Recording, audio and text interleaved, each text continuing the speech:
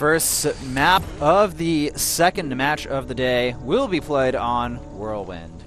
Spawning in the bottom right-hand position as the pink, I guess light pink Zerg, it's Revival.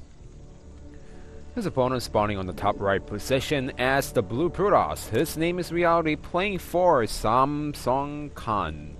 I do have to say that the EGTL little decal there looks really cool on the pink Zerg. Oh, you guys haven't seen the beta logos then. The beta logo pretty much screwed up everything when the beta testing was up there, and they fixed the logo for the final version, so you guys see the nice version, not the, slightly clumped up version of the logo. Yeah. Cool story, man. You knew about this too. I told you about it. I know. I was like, dude, EGTL logo, they need to fix it right away. They can't have this on Pro League. If not, fans are going to rage that they can't see the logo on the screen. Well, we've been seeing a lot of TVZ on this map recently. Yeah, I mean, it just feels like it's harder to take a third base as a Protoss player. Yeah, it is a little bit tougher for Protoss to take a third on this map. I mean, it doesn't mean it's unwinnable for the Protoss, but, it's a team league. Why not send out a Zerg or Terran here instead? Yeah, and for Protoss players who's which is more a defensive style in Heartless form, they try to play defensively as possible. Starting to getting up to 4 base is tricky because now you have to cover all these different locations. It's further away from the natural and sometimes the dirt, and it's really hard for the Protoss players to cover all these different locations. So now we're seeing more Terran players who could be aggressive, or Zerg players who takes early expansions throughout the map and just put static defense against the medevac drops. Yeah. I actually have a quick Twitter question I want to answer here early on in this game before anything interesting happens, because both players just went for the, the expand first build, essentially. So we have Yaki Stracraft asks both of us, who are your favorite foreign, Terran, and Protoss players, since you already answered Zerg? Let's go with Terran first. I'm going to have to say Demuzzle. Demuzzle? Who was performing so well. Before that, was like, yeah, I knew he was there, but he wasn't performing as well. And this 2012-2013 era, he was doing so well. I was actually looking forward to seeing him in Korea because he was on the roster. Yeah, it would have been cool to see him over here. Actually, he's still on the roster technically. Yeah, you're right. He is actually still technically on the roster. Then again, Stefano is on the roster. Yeah, Stefano, I don't think he's coming back, unfortunately. I'd have to say my favorite Terran player, I really like Lucifron. I think he's a pretty cool guy. He's pretty chill, bro.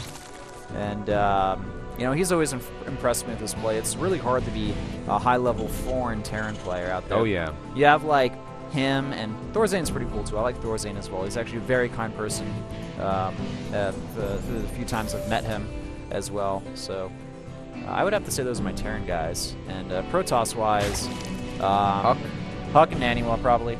Huck and Naniwa. Yeah. Same here. They're my Protoss buddies, man. Shout out to them. As soon as I first started watching StarCraft 2, the names Huck and Naniwa just came to my eyes. I'm like, you know what? I really like these players, and I really like what they do in the scene, so I'm going to try to copy their style, and it was pretty cool. Yeah, all right. Well, getting into the game here, Finally. we have some action going on. We got that Roach Warren going up, guys, and you know what? No more drones. No more drones. This is going to be a very fast Roach all-in, and ooh, Reality making a fast third base here. He is playing this quite greedy, and Revival just saying, you know what, I'm just going to punish you, going to go for the Roach all-in here, and he already has 9, 10 Roaches in production on the way here, so it's going to be very hard for Reality to defend against this, because he's going to get a few Hellions out. He will do this wall off here, but I'm not sure if that's going to be able to defend against a lot of Roaches coming his way. He needs to get up to 4 or 5 bunkers to have a chance to defend this. I mean, he doesn't know about... as well would be nice. Well, he's not going to get the Siege Tank because it's a Hellion build. The barracks, he's building a Tech Lab, so... Well... This is not looking good for Reality, and for EGTL fans out there, you guys can start celebrating right now. Well, don't celebrate quite yet here because, alright, the Roaches are coming up. Now Reality is noted about this attack. We should instantly pull SCVs. from that middle line. Now Revival, he should be focus firing down those SCVs. That's exactly what he's going to do in this situation. He's going to get a humongous lead here because Hellions are on the way, not even opting to get Widow Mines or the Siege Tank right now. And Revival, he's droning up behind this man. This is not an all-in. It's just designed to get him ahead in the game, but he is going to kill so many SCVs here. And one Marauder does come out, and more SCVs are going to get killed off here. I would love to see the SCV count right now. It's probably something very low. And in reality, he will defend against this attack, but he lost 19 workers here. And now look at that worker difference, 40-20, with our Zerg player in the lead.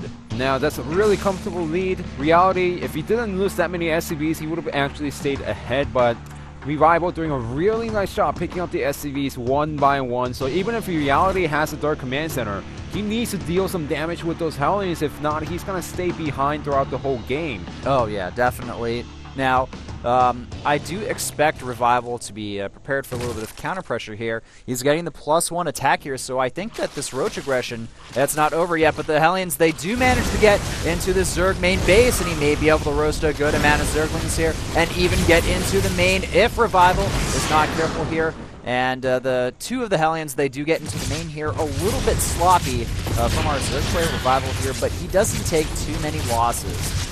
Great start, but not so great mid-game. Loses up to 9 drones because of the 4 Hellions. Oh, hold that thought, though. We have a Nidus Swarm on the way. I thought I was about to say this is going to be more like Roach Hydra because he was going for +1 attack, but never mind. I love this, man. Cheese into cheese, and you know what? Revival's already ahead right now, but look at this. We have a Siege Tank on the way from Reality, so very uncharacteristic from him. Or from Terrans in general to get that, but I guess after seeing the Roaches... He saw extra Roaches come out. That was the key point, knowing that Revival was going to stay on the Roach-centric composition. That's the only reason why Reality went for the Siege Tanks. You know, if it was 6 Roaches into Zerglings into Mutas, there's no reason to make Siege Tanks anymore in Heart of the Swarm. But as soon as he saw the Roaches come out to defend against the Hellions, he's like, oh, I know what he's going to do. I have a feeling he's going to go for the Nidus, so that's why he's building the supply depots inside the main base. All right, now we have a few more Roaches moving across the map here. I think they're just trying to maybe catch a few Hellions, and that's what they may end up doing right here. It looks like the Hellions will get away, but I think, oh, this is what Revival's going to do. He's going to send some Roaches in the Nidus Worm, and also at the same time attack from the front with some Roaches as well. Well, if he's actually committing to this attack, then he needs to deal some damage because now Reality caught up in the SCV count. Revival, he could have drawn it heavily with the third base intact, but he's not going for it. Actually, not. And he's just going to try to go for the bus at the front. All right, well, Revival moving in here. There's a lot of tanks, and there's those Widow Mines there. Not sure why Revival isn't utilizing that Nidus Worm there. This is actually... Okay, there we go. Nidus Worm is going down, and the SCVs instantly being pulled by Reality. I think they will just barely be able to take out that Nidus Worm just in time, and yes, it will go down before it can complete here. So, you know, unfortunately for Revival, they started off great for him, but not doing as well as he'd hope at this point in the game. You know, since he was making a lot of Roaches, I really expected him to go for the Roach Hydra, and since he had the third base up, third base up and had a lot more drones than his opponent, he didn't really need to cover all these grounds, and he was going to gain economic advantage throughout the earlier in the game. But he just decided to go for the Nidus, and Reality was on top of his game today. He knows what Revival's up to, and all he has to do is sit inside the second 2 bases, get enough Siege Tanks out, go for the Wings of Liberty style, and then slowly push out while getting a third base for himself. So, I mean, all Revival is really doing at this point is just denying that third base economy from Reality, but, you know, he at least has that third CC in his base, and he is going to try to lift it and move it across the map here, but he can't really take it quite yet here. And look at this, a Baneling Nest going up right now behind this for Revival, so... Standard follow-up after going standard for the Roaches. And the real question is, will he go for a mass leg Zergling Baneling thing here? And uh-oh, those units are unsieged. Where is the main army of Revival here? He does have a few Roaches over here, but these are going to get taken out quite easily. A big misstep, but oh, look at this though, so smart. It looks like Revival moving in from all corners. He's going to get a complete surround on all of those siege tanks here and should be able to easily take out the Bile. But wait, there's too many Marauders in this composition. Revival is pushed back, and now it looks like he's actually behind in this game. Yeah, the Roaches did not melt those siege tanks right away. That is something you want to do with the Roaches, you know, take them out one by one, and then start slowly eating away on the bio without the medevacs, but it just didn't work out for him. Maybe if he waited for the Banelings to finish and then go in with the attack with the Banelings, you know, Banelings connecting with the bio, and the Roaches connecting with the siege tanks, that would have worked out better, but in this situation, I have to say, he did a nice job taking out the siege tanks. However, his opponent is well fortified in 3 bases, and yes, he did lose a lot. We do have a lot of Banelings on the way here, and one confused and stuck Roach in the middle of them. Now he's able to escape all of those Banelings here, but Reality's looking quite fortified here now. I'm not sure if any type of bust from Revival will work here, and Reality is just way ahead in supply as well.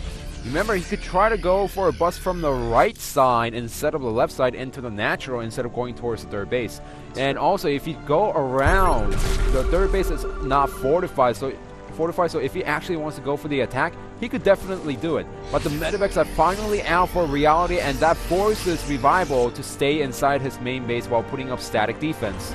Indeed. I'm still thinking about the beginning of this game where Revival got so far ahead.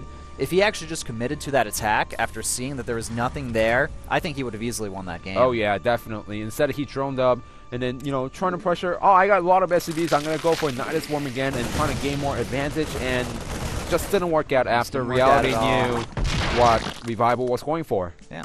So a little bit of a weird, I guess, just decision from Revival here, but now moving in with the Zerglings and the Banelings, solid splits from Reality, but I mean, there's just so much bile here, and there's the tank support as well. Many Marauders in this composition. All those Roaches just melting to the Marauders. And look at this medevac trying to harass once again at the natural. But it will get taken out quite easily by this defense here, and the medevac getting taken out as well. Even the Spine Crawler surviving here, so drops not looking like they're going to be too effective against Revival here. But Revival, you know what? He's even on the worker count right now, 75 to 76. He's got 144 supply, and he's taken his 4th base recently as well, so if he can get some good engagements here, I think that he is still in this game, but he's got to be very smart with how he controls his army, I feel. He only has Zerglings in the Roach-based composition, so if Reality just pushes down right now, Revival is not going to have any answer against this. So Revival needs to buy some time against this, but there's no way that he can actually buy time right now. He's got 4 Infestors out. He needs perfect fungos to delay as long as possible before the Ultras come out.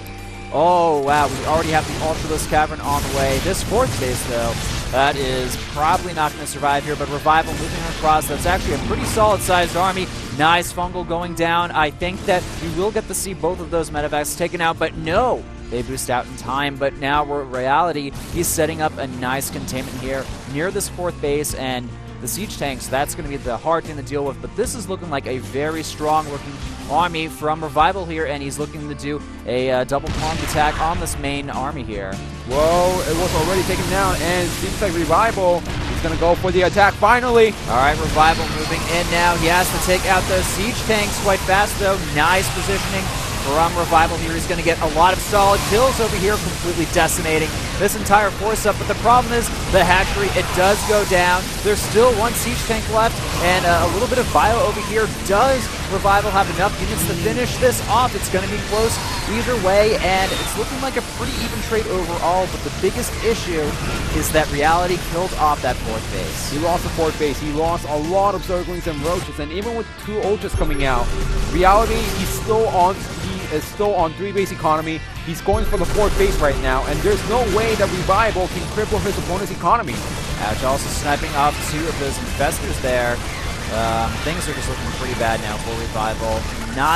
He had a great start, he really did, but the problem is he didn't really follow it up right, I feel. It's not the best follow-up. Yeah, his follow-up did not work out. That was the biggest problem, and Reality being on top of this game, that was another thing. After seeing the Roaches come out, he's like, oh, this is going to be a Roach-centric competition, and he's going to go for the attack once again, so I have to get the siege tanks out. If not, I am going to die. Also, you know what? Look at that medevac count. Holy crap, man. There's like there's like 10 medevacs there, man. It's ridiculous. And even if the Ultras come out, remember, Reality was always going for the Marauder Marine bio composition instead of pure Marine, so all he has to do is start making the same amount of units, and he's going to be fine against medevac.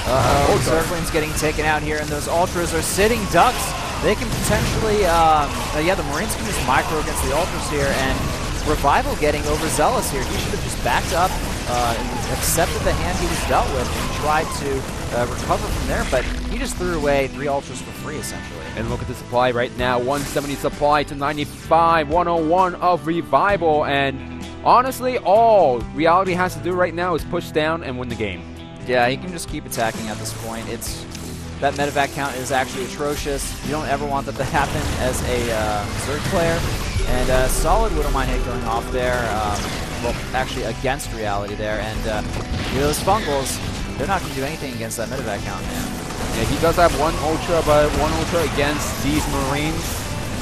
Not going to work, man. The Ultras are coming in. More are on their way, but the problem is there is no supporting cast for these Ultras, and they're going to keep going down in here. The drone mineral line, which means that it's going to all get taken out. Unfortunately, losing a lot of drones there. The Ultras and Zerglings are going to come in here to reinforce this army.